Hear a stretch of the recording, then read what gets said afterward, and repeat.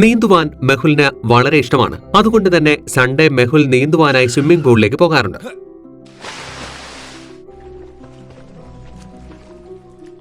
Mehul swimming പൂളിൽ നീന്തുന്നതിനിടയിൽ അവന്റെ phone ബെല്ലടിക്കുന്നു. Mehul call എടുക്കുന്നു. ഏതോ ഹോട്ടലിൽ ഒരാൾ പെട്ടെന്ന് മരിച്ചുവെന്ന് മെഹുലിന് അറിയിപ്പ് കിട്ടുന്നു.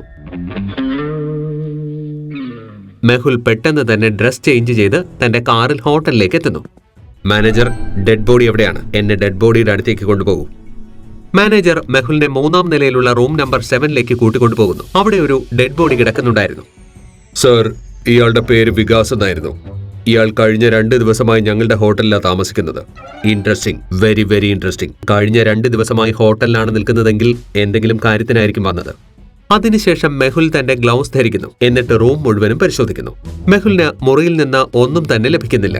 മെഹുൽ ബാത്റൂം നന്നായി പരിശോധിക്കുന്നു.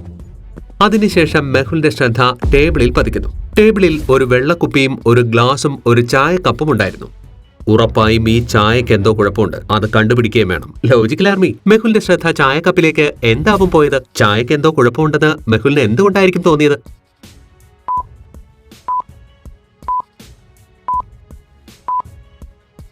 വെള്ളക്കുപ്പിയിലേക്ക് ശ്രദ്ധിച്ചു നോക്കൂ. കുപ്പിയിൽ വെള്ളം കുറച്ച് കുറവാണ്. അപ്രോക്സിമേറ്റ്ലി അത്ര തന്നെ വെള്ളം ഗ്ലാസ്സിലുമുണ്ട്. അതിനർത്ഥം അയാൾ കുപ്പിയിൽ നിന്ന് വെള്ളം ഗ്ലാസ്സിലേക്ക് ഒഴിച്ചു, പിന്നെ കുടിച്ചിട്ടില്ല. പക്ഷേ ചായക്കപ്പിലേക്ക് നോക്കൂ, അതിൽ വളരെ കുറച്ച് ചായയെ ബാക്കിയുള്ളൂ. അതിനർത്ഥം വികാസ് ഉറപ്പായും ചായ കുടിച്ചുവെന്നാണ്. അതുകൊണ്ടാണ് മെഹുലിന്റെ ചായയിൽ സംശയം വന്നത്. മെഹുൽ കപ്പിൽ നിന്ന് വിരലടയാളം ശേഖരിക്കുന്നു. ഫോറൻസിക് ഫലത്തിനായി ഡോക്ടർ സഞ്ജനയുടെ ലാബിലേക്ക് അയക്കുന്നു. മെഹുൽ മാനേജർക്കൊപ്പം മുറിയിൽ നിന്ന് പുറത്തു വരുന്നു. 3-ാം നിലയിൽ റൂം നമ്പർ 7-നൊപ്പം 4 മുറികൾ കൂടി ഉണ്ടായിരുന്നു. 4 മുറികളും നിരീക്ഷിച്ച ശേഷം മെഹുലിന് ഒരു മുറിയെക്കുറിച്ച് സംശയം തോന്നുന്നു. നിങ്ങൾക്ക് പറയാമോ മെഹുലിന് ഏത് മുറിയെക്കുറിച്ചായിരിക്കും സംശയം തോന്നിയതെന്ന്?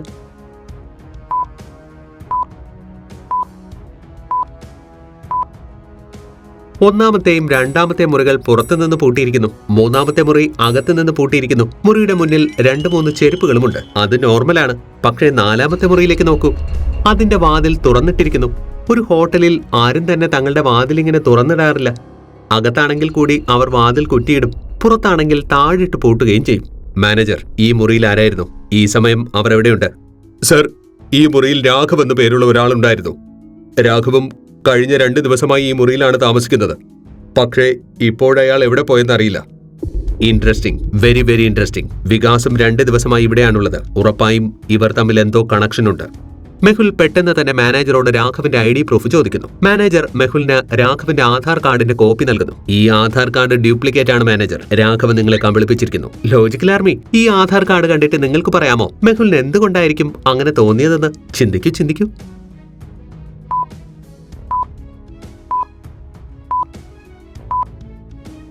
ആധാർ കാർഡിലേക്ക് സൂക്ഷിച്ചു നോക്കൂ. അതിൽ രാഘവിന്റെ ബർത്ത് ഡേറ്റ് 29 ഫെബ്രുവരി 1999 ആണ്. പക്ഷേ ഫെബ്രുവരിയിൽ 29 ദിവസങ്ങൾ വരുന്നത് ലീപ് ഇയറിൽ മാത്രമാണ്. അത് 4ന്റെ ഗുണിതങ്ങളുമായിരിക്കും. അതായത് ഈ വർഷം 2024 ഒരു ലീപ് ഇയർ ആണ്. അതിനർത്ഥം രാഘവ് തന്നെയാണ് വികാസിനെ കൊന്നിരിക്കുന്നത്. പെട്ടെന്ന് തന്നെ ഇയാളുടെ മുറി പരിശോധിക്കണം. മെഹുലും മാനേജറും പെട്ടെന്ന് തന്നെ അയാളുടെ റൂമിലേക്ക് എത്തുന്നു. പക്ഷേ അവർക്ക് അവിടെ നിന്ന് ഒരു തെളിവും കിട്ടുന്നില്ല. മുറി നല്ല വൃത്തിയായാണ് കിടക്കുന്നത്. ബെഡും നന്നായി അടുക്കി വെച്ചിരിക്കുന്നു. രാഘവ് ഈ മുറി ഉപയോഗിച്ചിട്ടില്ല. അയാൾ വികാസിനെ കൊല്ലുവാനായി അവസരം നോക്കുകയായിരുന്നു. ഞാൻ സാമ്പിൾസ് എല്ലാം ഡോക്ടർ സഞ്ജനയ്ക്ക് അയച്ചിട്ടുണ്ട്. കുറച്ചു കഴിയുമ്പോൾ എല്ലാം പുറത്തുവരും. ഡോക്ടർ സഞ്ജന റിസർച്ച് ചെയ്യുകയായിരുന്നു. ആലിയയും സോയയും അവിടെ ഇരുന്ന് ഗെയിം കളിക്കുന്നു. ആലിയ, കൊല നടന്നിരിക്കുന്നത് വിഷമുള്ളിൽ ചെന്നാണല്ലോ. ചായയിലും വിഷമുണ്ട്. പക്ഷെ വികാസിന്റെ വയറ്റിൽ ചായയില്ല. പിന്നെ വിഷം എങ്ങനെ ഉള്ളിൽ ചെല്ലും? ഡോക്ടർ മാം, കപ്പിലെ ഫിംഗർ പ്രിന്റ് ചെക്ക് ചെയ്യൂ. അതിൽ വികാസങ്ങളുടെ ഫിംഗർ പ്രിന്റ് ഉണ്ടോ എന്ന്. Doctor, soya detective IQ game കളിക്കാറുണ്ട്. അതുകൊണ്ടാണ് അവൾക്ക് ഇത്ര സ്ട്രോങ് ഡിറ്റക്റ്റീവ് സ്കിൽസ് ഉള്ളത്. ഡോക്ടർ സഞ്ജന കപ്പിന് മുകളിലുള്ള ഫിംഗർ പ്രിന്റ് ചെക്ക് ചെയ്യുന്നു. എന്നിട്ട് മെഹുലിനോട് പറയുന്നു, കപ്പിന് മുകളിൽ ഒരാളുടെ ഫിംഗർ പ്രിന്റ് മാത്രമാണ് ഉണ്ടായിരുന്നതെന്ന്. ഇംപോസിബിൾ, അതെങ്ങനെ ശരിയാകും? ഉറപ്പായും എന്തോ കുഴപ്പമുണ്ടെന്നാണ് എനിക്ക് തോന്നുന്നത്. ലോജിക്കൽ ആർമി, നിങ്ങൾക്ക് പറയാമോ എന്തോ കുഴപ്പമുണ്ടെന്ന് ആലിക്ക് തോന്നിയത് എന്തുകൊണ്ടായിരിക്കുമെന്ന്?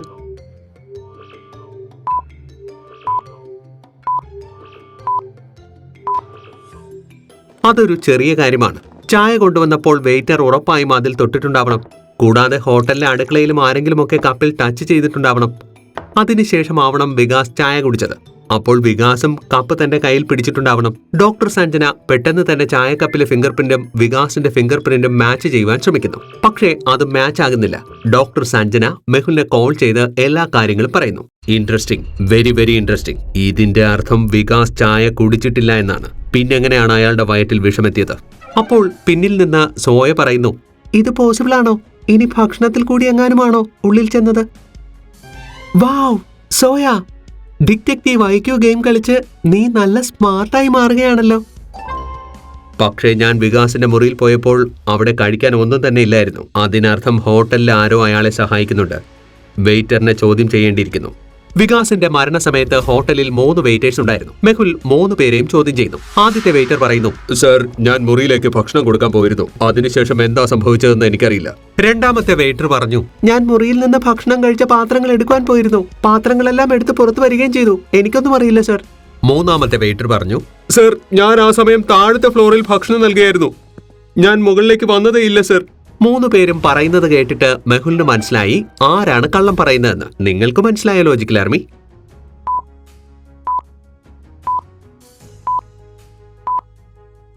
ഇവിടെ രണ്ടാമത്തെ വെയിറ്റർ കള്ളം പറയുകയാണ്. കാരണം വികാസിന്റെ മുറിയിലേക്ക് അയാൾ പാത്രങ്ങൾ എടുക്കുവാൻ പോയപ്പോൾ അയാൾ ചായക്കപ്പ് മാത്രം എന്തിനാണ് ബാക്കി വെച്ചത്? അതിനർത്ഥം അയാൾ എന്തോ ഒളിക്കുന്നുണ്ടെന്നല്ലേ? മെഹുൽ അയാളെ പിടികൂടുന്നു. അപ്പോൾ വെയിറ്റർ പറയുന്നു, അടുത്ത മുറിയിൽ രാഘവ് എന്നു പേരുള്ള ഒരാളുണ്ടായിരുന്നു. അയാൾ അവന് 10,000 രൂപ കൊടുത്തു, എന്നിട്ട് ഭക്ഷണത്തിൽ വിഷം ചേർക്കുവാൻ പറഞ്ഞുവെന്ന്. വെറും 10,000 രൂപയ്ക്ക് വേണ്ടി നീ ഭക്ഷണത്തിൽ വിഷം ചേർത്തു. ഇനി ജയിലിൽ കിടക്കുമ്പോൾ നിനക്ക് മനസ്സിലാകും ജീവന്റെ വില എന്താണെന്ന്. സർ, എന്നോട് ക്ഷമിക്കൂ സർ. അങ്ങ് എന്നോട് ക്ഷമിച്ചാൽ ഞാൻ ആ രാഘവനെ കുറിച്ച് എല്ലാം അങ്ങയോട് പറയാം. രാഘവനെ പിടികൂടാൻ നീ എന്നെ സഹായിച്ചാൽ നിന്റെ ശിക്ഷ ഞാൻ കുറച്ചു തരാം. അതിനുശേഷം അയാൾ മെഹുലിനോട് പറയുന്നു രാഘവന്റെ പക്കൽ ഒരുപാട് ലോക്കൽ ട്രെയിൻ ടിക്കറ്റുകൾ ഉണ്ടായിരുന്നുവെന്ന്. അയാൾ അത് ഡസ്റ്റ്ബിന്നിൽ ഇട്ടുവെന്ന്. ആ ടിക്കറ്റുകളെല്ലാം തന്നെ വെയിറ്ററിന്റെ കയ്യിലുണ്ടെന്ന്. ടിക്കറ്റുകളെല്ലാം മെഹുലിന് നൽകുന്നു. Interesting, very very interesting. ഇതിനർത്ഥം രാഘവെന്നും GP നഗറിൽ നിന്നും ഗൗതം നഗറിലെത്തും. അപ്പോൾ അവനെ എനിക്ക് എളുപ്പത്തിൽ പിടിക്കാം. പക്ഷേ ടിക്കറ്റുകളെല്ലാം പരിശോധിച്ചപ്പോൾ മെഹുലിന് ഒരു സംശയം തോന്നി. നിങ്ങൾക്ക് പറയാമോ ലോജിക്കൽ ആർമി, മെഹുലിന് എന്തായിരിക്കും സംശയം തോന്നുവാൻ കാരണമെന്ന്?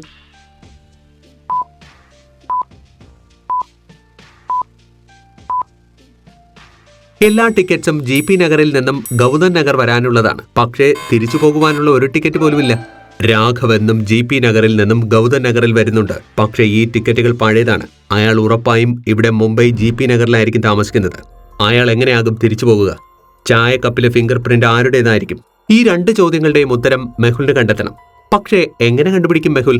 മെഹുൽ ആദിക്ക് രാഘവന്റെ ഫോട്ടോ അയച്ചു കൊടുക്കുന്നു. എന്നിട്ട് ആദിയോട് GP നഗർ സ്റ്റേഷനിലെ ഫൂട്ടേജസ് ചെക്ക് ചെയ്യുവാൻ പറയുന്നു. ആദി അവിടുത്തെ CCTV ഹാക്ക് ചെയ്ത് അയാളെ മോണിറ്റർ ചെയ്യുവാൻ തുടങ്ങുന്നു. ആദി സ്റ്റേഷനിലെ ഫൂട്ടേജസ് ശ്രദ്ധയോടെ നോക്കുകയായിരുന്നു. അപ്പോൾ അവന് ഒരാളിൽ സംശയം തോന്നുന്നു. നിങ്ങൾക്ക് ഈ CCTV ഫൂട്ടേജസ് കണ്ടിട്ട് പറയുവാൻ സാധിക്കുമോ ആദിക്ക് ആരെയാകും സംശയം തോന്നിയതെന്ന്?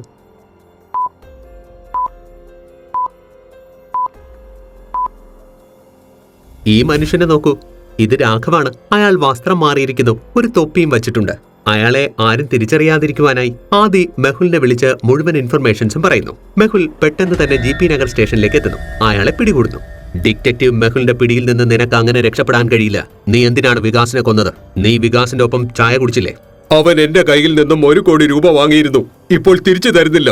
ഞാൻ ഭക്ഷണത്തിൽ വിഷം കലർത്താൻ വെയിറ്ററിന് പണം നൽകിയിരുന്നു. ചായക്കപ്പിൽ എന്റെ ഫിംഗർ പ്രിന്റ് ഇല്ല. വാട്ട്? Very very interesting. വികാസിന് മറ്റ് ശത്രുക്കൾ ആരെങ്കിലും ഉണ്ടായിരുന്നോ? അതെനിക്കറിയില്ല സർ. പക്ഷെ ഞാൻ അവന്റെ അടുത്ത മുറിയിലായിരുന്നു. വികാസും മാനേജറും തമ്മിൽ വഴക്കിടുന്നത് ഞാൻ കേട്ടിരുന്നു.